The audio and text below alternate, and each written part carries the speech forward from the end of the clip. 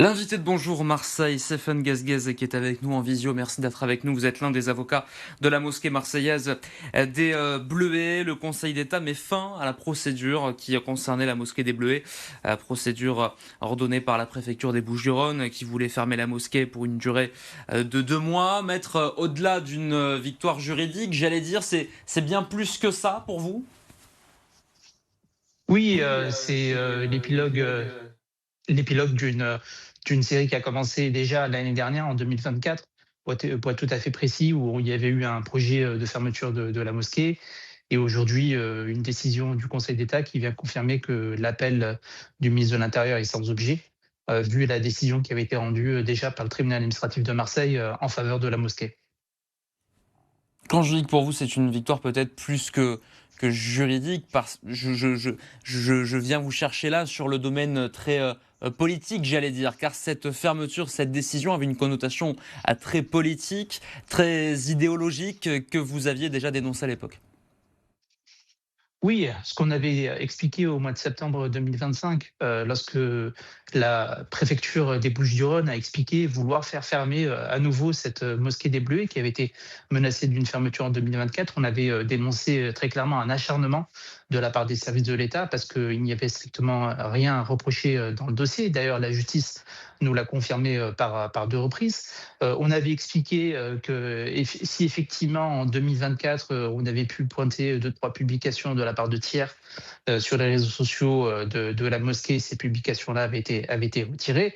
Et s'agissant, de l'imam, de la mosquée des Bleuets, l'imam, Ismaïl, ce dernier, même s'il est effectivement passé devant le tribunal correctionnel, la justice ne l'a, strictement pas interdit de reprendre ses prêches. Il a, effectué, sa formation qu'il souhaitait faire depuis déjà un moment, sur, la laïcité et les valeurs de la République. Et l'association faisait bloc clairement, autour de lui. Les fidèles ont fait bloc autour de lui.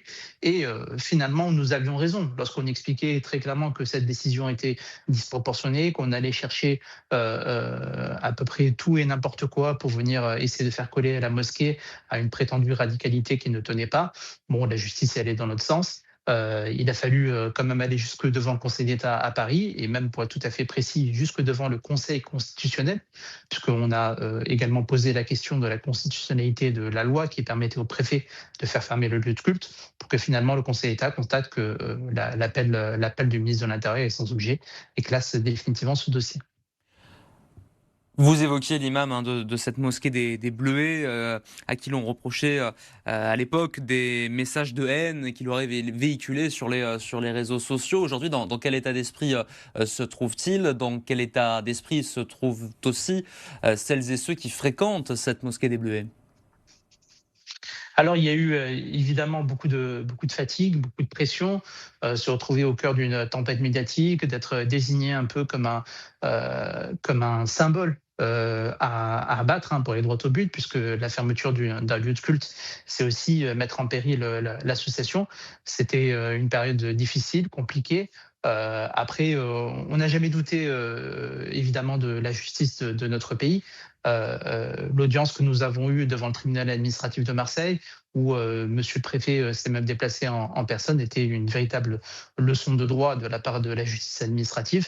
On ne peut pas venir agglomérer tout et n'importe quoi pour essayer de faire fermer un lieu de culte. On est même parti sur des publications sur Instagram pour nous expliquer que peut-être que dans ce raisonnement-là, de la part de l'imam, il y avait de l'incitation à la haine. Rien n'a tenu, tout s'est écroulé comme un château de sable. Maintenant, château de cartes, pardon. Maintenant, nous, notre objectif, évidemment, c'est de tourner la page, on l'espère définitivement. Cette mosquée, elle est implantée dans un quartier difficile. On a toujours expliqué qu'elle était un facteur d'apaisement, parce qu'il faut dire les choses, hein, on est dans un quartier où le trafic de drogue, il existe, et le lieu de culte, qu'on le veuille ou pas, est un facteur d'apaisement, est un facteur de sérénité dans ce quartier-là. On a des relations avec les représentants du culte juif qui sont apaisés, puisque l'imam Ismail, il faut le rappeler, au lendemain du 7 octobre, il a tenu un prêche le vendredi suivant, où il a invité le rabbin du 13e et 14e arrondissement à la mosquée, où ils ont fait un discours tous les deux pour appeler à l'union, pour appeler à la fraternité, parce que il a estimé qu'on allait traverser des tensions communautaires importantes, et malheureusement l'actualité lui a donné raison. Maintenant, on espère que ce travail d'apaisement, il pourra se poursuivre sereinement avec les autorités et qu'on peut définitivement tourner la page.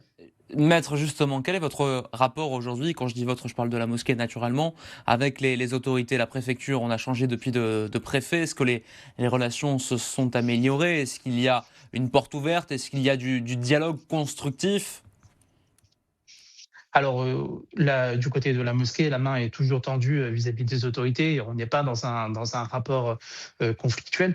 La mosquée, elle s'inscrit, dans son environnement local, avec la mairie, évidemment de Marseille, puis avec la préfecture.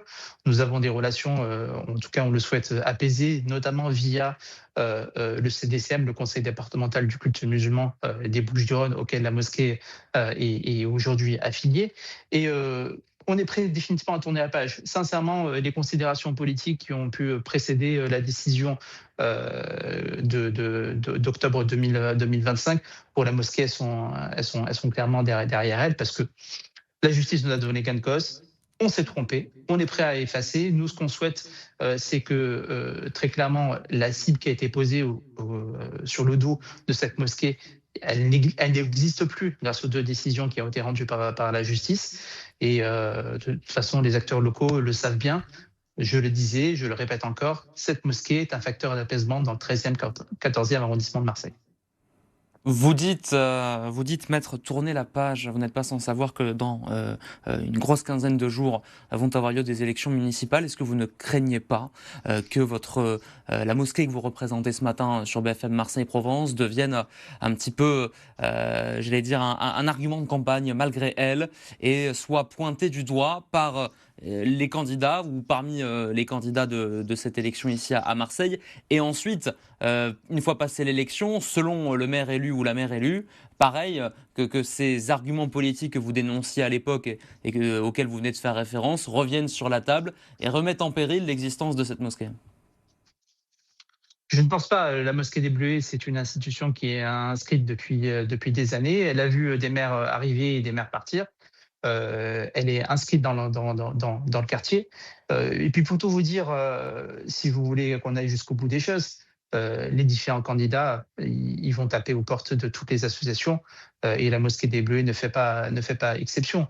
Maintenant, la mosquée, elle n'est pas dans une démarche politique, elle est dans une démarche de terrain, elle est dans une démarche culturelle et dans une démarche aussi sociale, puisqu'il y a un important pôle social au sein de cette association qui vient en aide aux personnes défavorisées. Ouais. On ne s'inscrit pas dans une Quand vous logique dites, politique. quand vous dites tous les candidats, Oui. y compris le Rassemblement national, crédité d'une trentaine de pourcents des intentions de vote.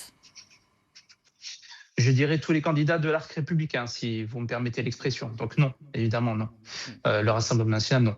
Mais c'est un fait établi sur l'ensemble du territoire national, si vous voulez qu'on aille jusqu'au bout des choses. Et c'est pas du côté des associations musulmanes qui a cette demande, c'est plus du côté des candidats, mais je pense que vous savez très bien où je veux en venir. L'objectif, c'est d'essayer de tirer un vote communautaire en direction des différents candidats aux différentes mairies sur le territoire national. Donc bon, ça c'est un fait constant, malheureusement. Mais bon, c'est ainsi qu'est fait la vie de la cité. Merci infiniment, maître Sefen Guezguez. Vous êtes l'un des avocats de cette mosquée des Bleus et merci d'avoir été l'invité de BFM Marseille-Provence.